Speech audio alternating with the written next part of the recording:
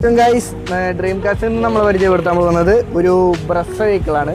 2020 മുതൽ 21 രജിസ്ട്രേഷനിൽ നിൽക്കുന്ന പെട്രോൾ വേരിയൻറ്റിൽ നിൽക്കുന്ന ഒരു വാഹനമാണ്.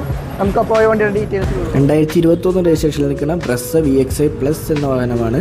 VXi പ്ലസ് ആയതുകൊണ്ട് തന്നെ നമുക്കറിയാം ഏകദേശം ഒരു ZX വെഹിക്കിളിൻ്റെ ഓപ്ഷൻസ് ഇതിൽ ആഡ് ചെയ്തിട്ടുണ്ടായിരിക്കണം കമ്പനി. നോക്കാം, alloy wheels, projector head lamps, അതുപോലെ തന്നെ കസ്റ്റമർ തന്നെ ഒരു സ്പോർട്ട് ലുക്ക് കിട്ടാൻ വേണ്ടിയായിരിക്കണം അതിൻ്റെ ഗ്രിൽസ് കാര്യങ്ങളെല്ലാം മാറിയിട്ടുണ്ട്.